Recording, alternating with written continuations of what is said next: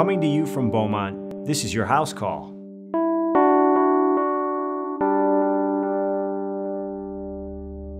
It was about 5 years ago that I had a group of friends that I was spending some time with that tried to recruit me to give indoor soccer a chance. I won't presume that you, dear listener, know everything that there is to know about the ins and outs of indoor soccer. I'll try to broadly sum it up for you the best I can. So it's soccer or football, depending on which continent you live on. It's played indoor, obviously, on a very large, usually artificial turf surface. It's faster than regular soccer. It's really kind of a hybrid of hockey and soccer. And it's arguably one of the most vicious sports that I can think of. So I'm playing defense, and the ball comes whizzing in my direction, and there's another player that's roughly the same distance from the ball as I am. And this is what we call in soccer the dreaded 50-50 ball.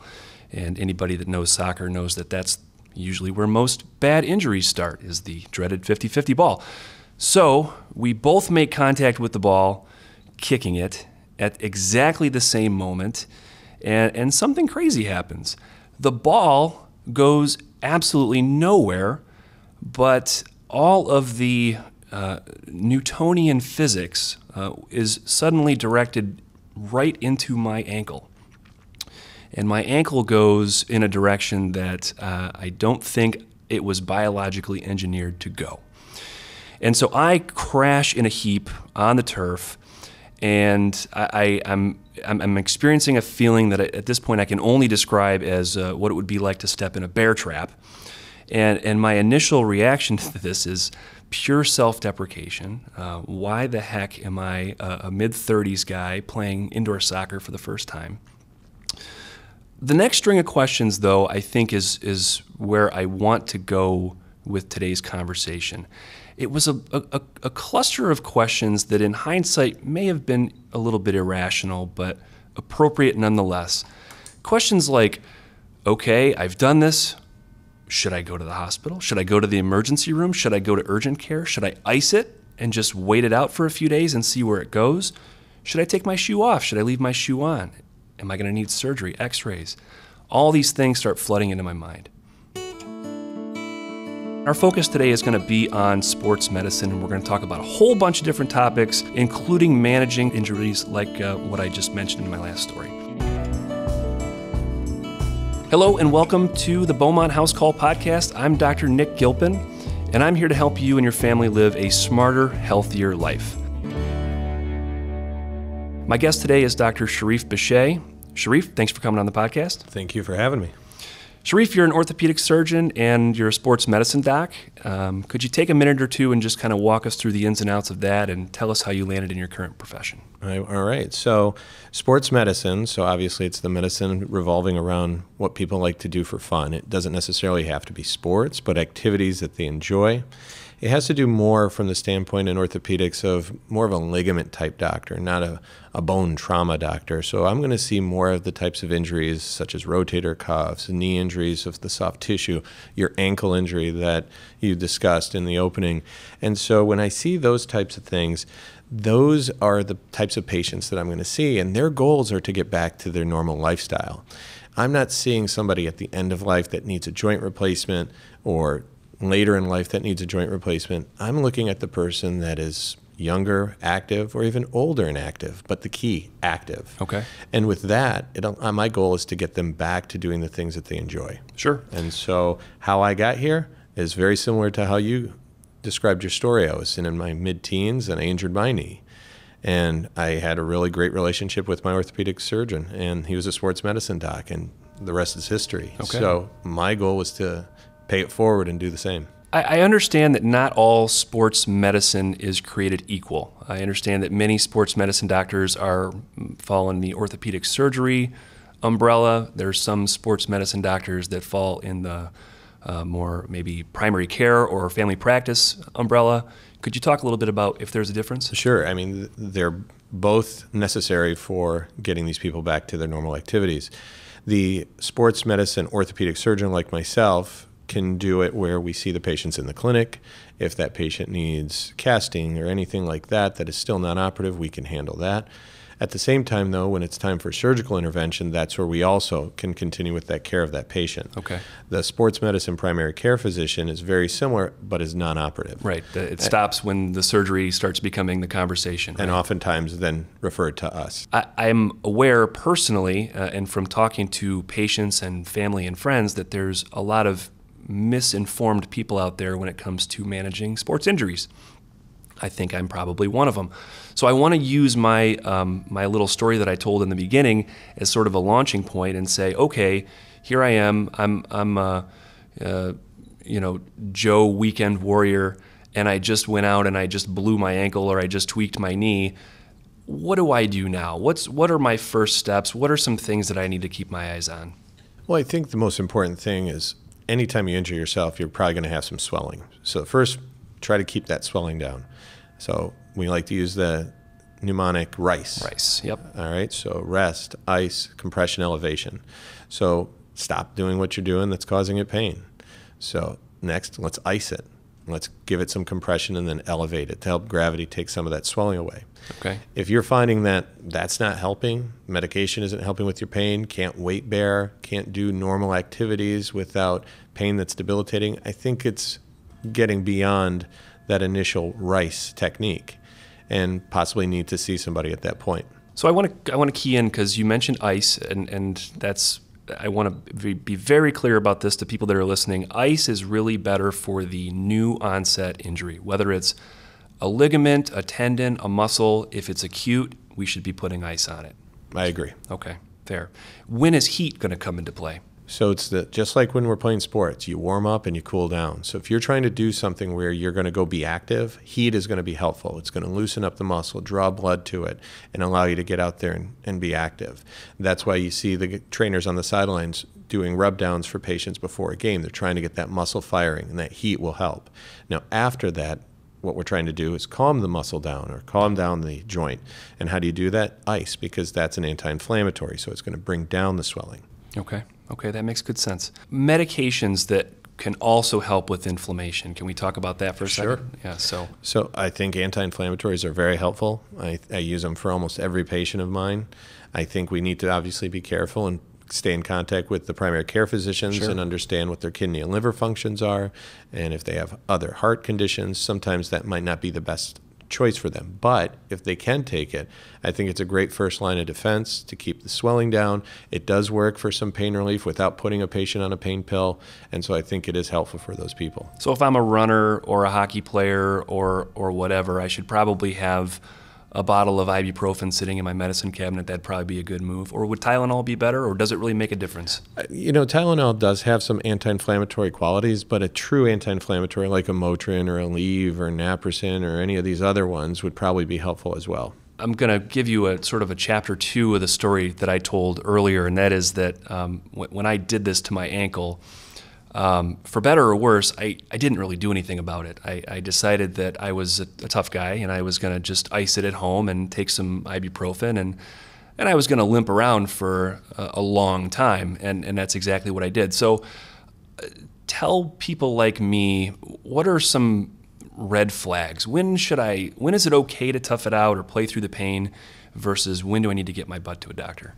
So that's a great question. I get that quite a bit from my patients because many times they show up 3, 4, 5 weeks, months, years later, and you just ask them, like, what were you thinking at this time?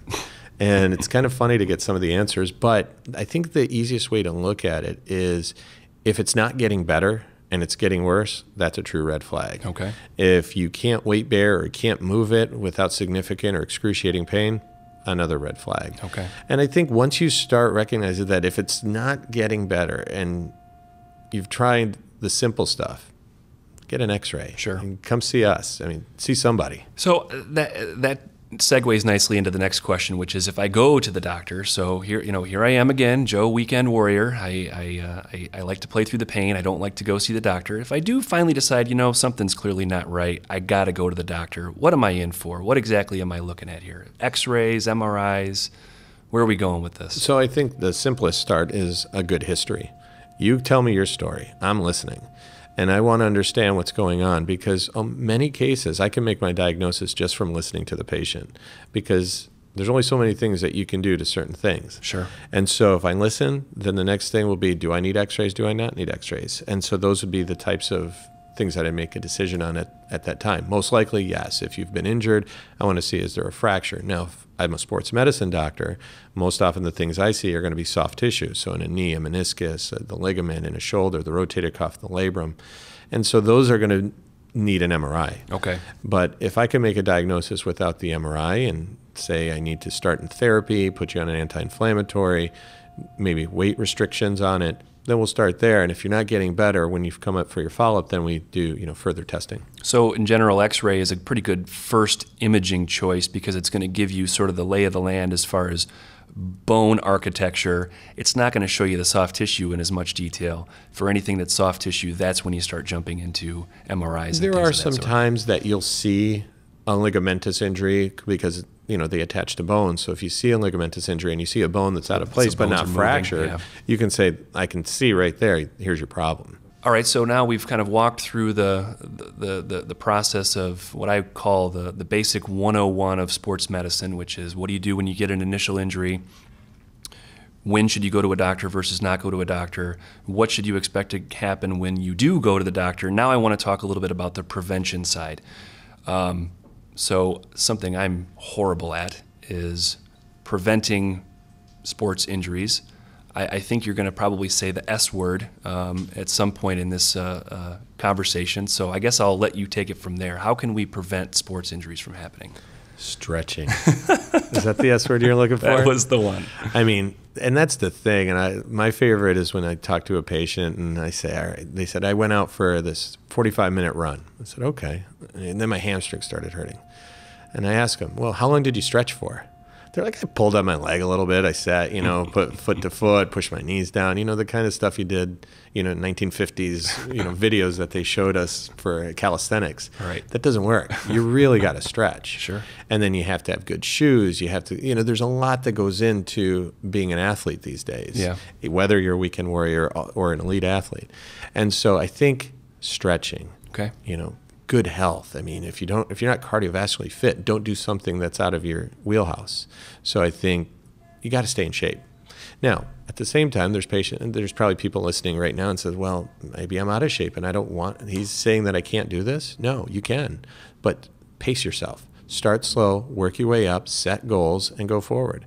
So I think goals are important in sports medicine because I think many times, just like in your case, you're mid-30s and somebody told you, hey, let's go play this sport that I've never played before and put you out with a bunch of guys that were already playing it, you kind of set yourself up for disaster.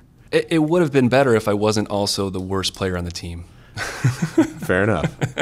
But I think that's the point is know your limits. Right. But push your limits. Of course. And I think that's where you're going to persevere and you're going to become a better athlete and more healthy and be happier with yourself. Do you find people are coming to see you not just because of sports injuries, but also do you find that you have a population of patients that come to see you because they're thinking about maybe playing a sport or they're thinking about getting into something and they want some proactive prescription advice? I have seen that. It's not a big part of my practice, right, but I love those patients. Maybe they had an injury once upon a time and they right, want to do something again and they're like, okay, I don't want that to happen again. Absolutely. Yeah. The ones I see that the most, believe it or not, are the military. Okay. They've been hurt in the past and they're in the military or want to join the military and they're like, what do I need to do to get to that? I want to kind of jump topics a little bit now and get into some other stuff. This is kind of the potpourri of sports medicine. And I know just from knowing you and from talking to you about things in the past, I know that one of your real interests is in shoulder medicine. So I'm going to kind of give you the mic to talk about what's hot right now in shoulders. And I know you're going to be jumping on a plane real soon and going to a shoulder conference. So what kind of stuff is going on in your world? Shoulder is interesting because it's one of the few joints that really has 6 degrees of freedom. It can go in pretty much every direction. And it is essentially an unstable joint. And what stabilizes the joint is the ligaments, the muscles, the tendons. And so when you look at a shoulder, there's a lot of places it can go wrong. So that's where I think I'm challenged by it and I'm intrigued by it. I myself just had surgery on mine 8 weeks ago, so now I'm also in the patient. I'm wearing a patient hat, not just a doctor hat. And you're not in a sling, so. No, I'm out of it already. Good for you. Yeah, so I'm pretty excited about that. But I think where I get excited about shoulders, there's a lot of things that I can do there. I can do anything from a younger patient where they have a labral injury from a dislocation, and I can fix that, get them back to the sports that they choose, as far as having unstable shoulders that are chronically unstable and doing interesting procedures like what we call a coracoid transfer. And I spent about 6 months really perfecting that procedure because I do it arthroscopically, and I'm probably one of a handful in the U.S. that do it that way. Wow. And so that's kind of been my, climb to the top of the mountain. So that's the one I'm really proud of. Now I go as far as towards the end of the life of a shoulder and replacement, and getting, that chronic pain patient that has very limited range of motion, very limited function, and then replace that shoulder and give them their range of motion, their function, and most importantly, make them pain-free. So it's that joint for me that I fix that I can do from the beginning to end. And that's exciting because that's a huge population of patients from all over the place, and it's exciting to meet those people. Oh, absolutely. I want to key in on pain-free because that is a sort of a buzzy idea right now, right? With the opioid epidemic that's going on, and we want to do everything we can as doctors to not hook patients. And sports medicine injuries is a pretty easy way for people to get into opioids. It's probably, I don't know this for a fact, but I have to believe it's one of the biggest ways people end up getting into opioids. Are there anything or things that are going on right now in sports medicine that we're doing to sort of challenge the opioid epidemic? Well, I think there's multiple things we can do. I think we start by prescribing in the clinic an anti-inflammatory or possibly some type of other non-narcotic pill for the patient versus just don't jump right into shotgun right here. I'm going to write you a script, and there it is. And next thing you know, that patient has the script, maybe uses 1 or 2 or 3, but has this sitting in their cupboard, and whether they take it, their children take it, somebody else takes it, who knows? And so I think when we do write those, write for less. And then I think we need to communicate with patients, because I think an educated patient is a better patient. And they need to understand the consequences of taking these types of medications. And sometimes they don't. Yeah. So interestingly enough, this morning I did 2 surgeries, and they're the first 2 in the state of Michigan where we actually used a long-lasting nerve block that will last for anywhere between 72 and 96 hours to help with the pain relief. Really? Which gets them through the first few days, which are the worst few days. Of course. And what we're seeing already, it just was FDA approved a week ago. And in the small group of my colleagues that already have started, we're seeing almost no narcotic use in that first week, even after big surgeries like ACL reconstructions, rotator cuff repairs, shoulder replacements. So that's pretty exciting already. Wow. And so that's on us. And so that's what I can do besides educating. And so we talk to the anesthesiologists and get them on board. Ironically, the 2 people that I did this morning were both firefighters. So when I came up to them and I said, I want to do this, what do you think? They're like, absolutely. And one of them had a story that last week was seeing an 80-year-old who had just had a hip replacement and was on the ground because she took too many of her narcotics. And so there is no age, there is no sex, there is no whatever type of who's the person that's going to get this. Wow. Anybody can get this. That sounds really like a great opportunity to get people away from, like you said, the first 3-4 days post-op, which is when most people are gobbling up those pain medications. Absolutely. And I would challenge patients to look for doctors out there that want to be opioid sparing, because we're out there. Yeah. And I think, we're not saying we're not going to give you any if you need it, but we're also going to be very careful to not do something that is unnecessary. Well, and not to get too in the health policy weeds, it's also getting more and more challenging for doctors to prescribe narcotics to patients. Patients may need them, they may want them, but it's getting harder and harder for your doctor to give you a prescription for narcotics. They're limited on how many numbers of days they can give you, a number of pills they can give you. So this is exciting that this is an opportunity to get away from all that business. Speaking of narcotic sparing or opioid sparing medications, Let's talk about joint injections for a minute, because I know this is something that you guys do a lot of. It's the bread and butter of making you feel better before surgery. So I hear stories all the time. Buddies of mine, maybe an athlete who tweaked his knee, got a steroid injection in his knee. Now he's running a 4.340. Where's the science on this? Is this a good thing, neutral thing? Talk about it. So I think depends. And so for me, I think a steroid shot is very helpful for a patient if they have inflammation or what we call synovitis, the lining of the knee is irritated. Sometimes it might be a mechanical problem like a meniscus tear and patient is in season and can't have surgery right now, or a patient isn't as healthy and can't have a surgery. A steroid is a great place to start. It's kind of like the anti-inflammatory, but in an injection form. Directly bathing that joint in an anti-inflammatory, sure. Correct. Now, we don't want to use too many of those because some of these some of the numbing medicine that we use can actually beat up the cartilage. Okay. The steroids can actually beat up some of the tendons. So you got to be careful. So if your doctor's giving you shot after shot after shot, that's not actually a great thing. You got to take care of the problem at some point. Okay. Now, when we start getting further along in the cascade of, let's talk about arthritis, we're going to talk about, viscosupplementation, or what many people know as the chicken shots, the lubricating shots. There's a million different, synonyms for it. And those actually have done very well. And over the last couple of years, they've gotten some bad publicity by, unfortunately, the Orthopedic Surgery Academy.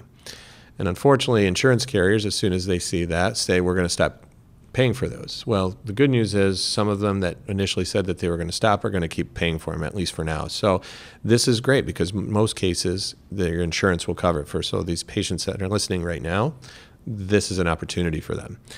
Now, those work to a point. Okay. And at some point, you're either left with do something or do nothing, as I tell my patients. And if do nothing, it means ride it out, and do something might be a replacement. Yep. And so that's where the decision-making process goes. And, I get probably 5 to 10 calls a week about stem cells. And although, it's very controversial right now because there's really not a lot of data, anecdotally, when you look at some of these patients, they do pretty well. But I have a hard time looking at a patient saying it's going to cost you anywhere between $5,000 and $7,500 out of your pocket, and I can't back it up and say, and I'm going to give you a percentage of this is how well it's going to do. Good point, and I definitely am a fan of science. So I, as a patient myself, as a physician, I always try to go where the science is. And I think that stem cells could be, based on the limited amount of reading I've done, it could be a great thing.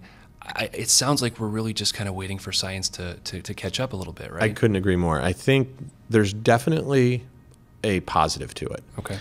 But like I try to explain it to my patients, it's like a recipe. If I have a knee injury, my recipe should be this. If I have a shoulder injury, my recipe should be that. So much of this, so much of that, a dash of this, and we're going to be feeling good. Problem is we don't know that, and we don't have any way to know that until the data comes back. So when somebody says, does it work?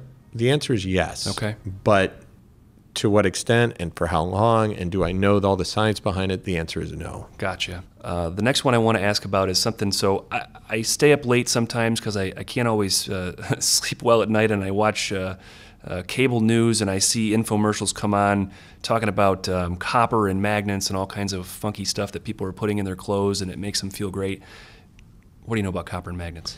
Well, they're on the periodic table.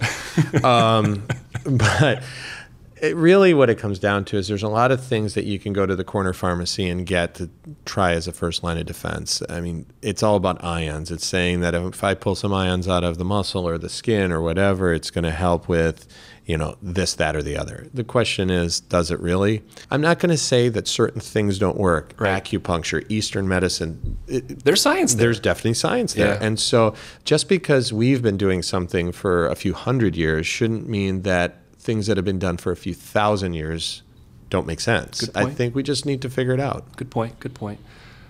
Grass or turf?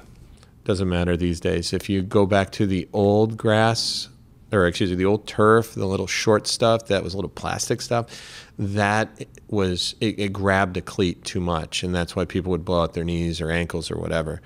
The new stuff that's out there with the broken down tires, it has a lot more give, and it's a lot more like natural grass. So there is really no difference these days. Wow. Personally, I would like to play on grass because there's a lot more give. You can make a divot in it when you're running and you cut, your leg's not going to get stuck. So my personal preference is still grass. Let's talk about back injuries for one quick second. I hear more and more people, friends of mine, family members of mine, it's not uncommon if you're active, you're going to hurt your back. And I know from listening to friends that a lot of them are going to see chiropractors now, and a lot of them are getting genuine relief. They feel great. I guess the question I want to know, or I want to explore a little bit, is this a good thing that people are going to see chiropractors for back injuries? Is it a bad thing? Is it a neutral thing? What are your thoughts? I think that there are definite advantages to utilizing all the different options that you have.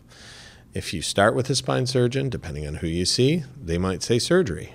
Doesn't mean they have to. If you see a chiropractor, however, they might say you need to have this alignment done week in, week out for months and months and years when you need more than that. So I think you got to balance it out by understanding what you're getting into. So if you have an acute type malalignment type injury, sure, a chiropractor is going to do great getting those muscles back in line, getting the vertebrae back in line. But if it's going on for weeks and you're not getting any better, then I think maybe the next step is to do something else. Going back to our original conversation about x-rays, I think it's paramount that you start there, because I wouldn't want somebody to start manipulating my back unless they know and can confirm that there's no fracture or there's nothing else going on that's obvious. Because I think that's where maybe that chiropractor says, wait a second, I took this x-ray, something looks funny here, you need to see the spine surgeon. Right. That makes good sense. I think it would also be important to point out right now that just like not all doctors are created equal, I'm sure not all chiropractors are created equal. I'm sure there's some very good, well-meaning chiropractors that really genuinely do phenomenal work, just like I'm sure there's probably some doctors that do less than fine work. I couldn't agree more. Okay, fair point. Sharif, you've been a great guest, and I thank you for coming on the podcast. That's about all we got time for today. I want to thank Dr. Bechet for coming on. Always nice to chat with you. Absolutely. I appreciate you having me on. I should also mention that my co-host, Dr. Asha Shahjahan, and I are working on future Beaumont HouseCall podcasts. We're going to explore lots and lots of other topics in the future, including an innovative cancer treatment through proton technology. We're also looking for smarter ways for people to help manage their diabetes. Dr. Shahjahan is going to talk about the loneliness epidemic in a future podcast, which is something that affects lives of more people than one would think. I also want to remind you to send along any questions or suggestions that you have to podcast@beaumont.org. In a future podcast, Dr. Shahjahan and I will answer our mailbag. And with that, I will leave you with today's healthy thought. Being active is an incredibly important part of your overall health and wellness, and injuries are bound to happen as we become more and more active. Knowing how to prevent and manage sports-related injuries with the help of your doctor is a valuable tool that will keep you moving well into your later years. Thank you.